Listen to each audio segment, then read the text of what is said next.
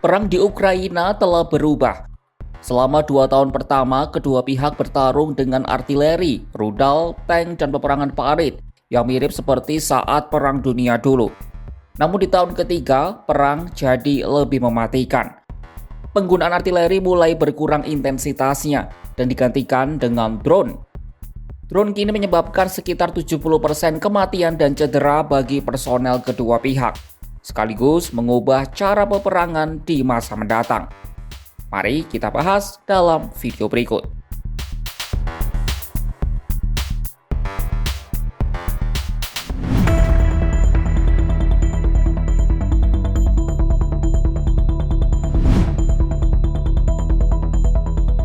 Perang dimulai ketika Presiden Rusia Vladimir Putin melakukan serangan darat ke Ukraina pada 2022 lalu. Negara-negara barat lalu menggelontorkan miliaran dolar dalam bentuk senjata konvensional ke Ukraina dengan harapan dapat menahan Rusia. Perang lalu berubah menjadi perlombaan untuk mengerahkan senjata konvensional ke medan pertempuran, sekaligus mengubah Ukraina Timur menjadi tempat penembakan artileri. Pasukan Rusia menyerbu kota-kota, sementara kelompok kecil militer Ukraina bergerilya untuk memperlambat musuh. Namun di tahun ketiga, pertempuran di garis depan telah berubah drastis berkat satu alat drone.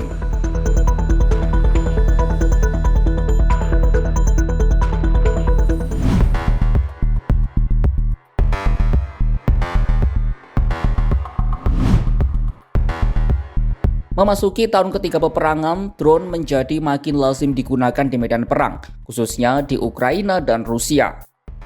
Bagi para tentara, pesawat nirawak jauh lebih mematikan dalam perang. Kata mereka, rasanya seperti ada ribuan penembak jitu dari langit. Mobil, truk, bahkan tank sekalipun seolah tidak berdaya di hadapan drone.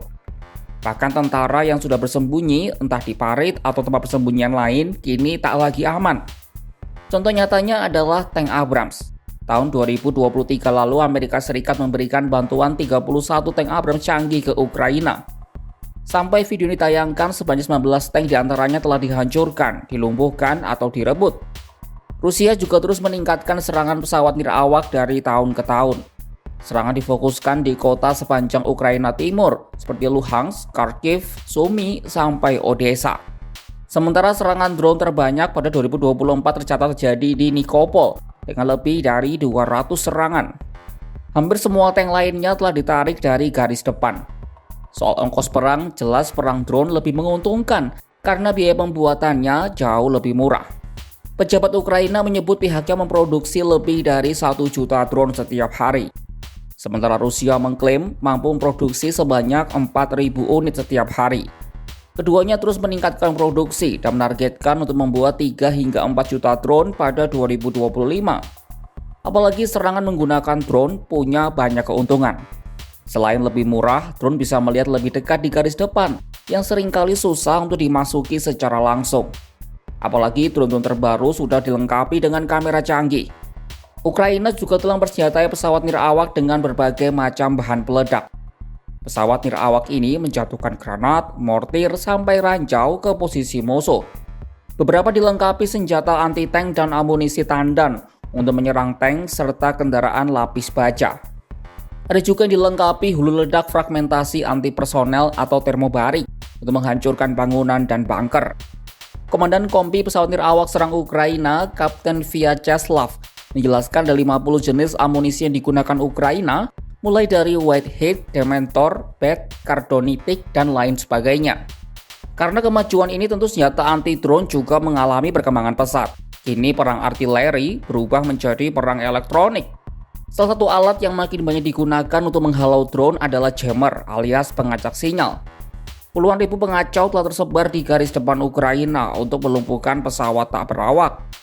Alat ini mengacaukan spektrum elektromagnetik yang akhirnya berpengaruh ke GPS, komunikasi militer, navigasi, radar, dan pengawasan. Untuk menghindari itu, Rusia dan Ukraina kadang menggunakan drone yang ditambatkan ke kabel serat optik tipis. Dengan begitu, drone tak terhubung ke pengendali sehingga tidak perlu menggunakan sinyal radio dan lebih kebal terhadap gangguan. Tak cuma di udara, drone juga dikerahkan di darat dan laut. Drone dapat berbentuk seperti mobil mainan atau tank kecil yang dikendalikan dari jarak jauh. Di laut, Ukraina juga memiliki kapal robot yang dilengkapi dengan bahan peledak. NATO juga baru saja membuka pusat pelatihan bersama dengan tentara Ukraina untuk mengembangkan strategi perang baru dengan AI, lalu analisis canggih dan sistem pembelajaran mesin lainnya. Sebab NATO berpendapat perang drone akan menjadi perang masa depan. Taktik ini juga diyakini akan ditiru oleh sekutu dan musuh barat, termasuk Iran, Korea Utara, dan Cina. Hal ini disebut oleh Komandan Sekutu Tertinggi NATO untuk Transformasi, Laksamana Pierre Vandière.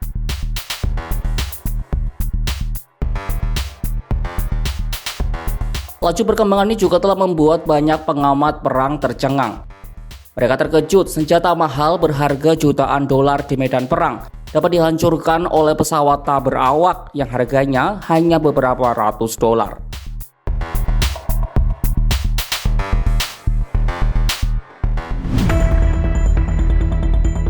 Sahabat Kompas.com, perang akan terus menemukan caranya untuk berkembang.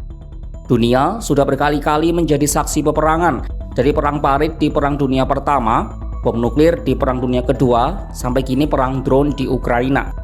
Pada akhirnya, militer akan mencari alat apa yang paling efektif untuk menghancurkan musuh. Dan drone menjadi solusi yang murah dan mematikan dalam perang di Ukraina-Rusia saat ini.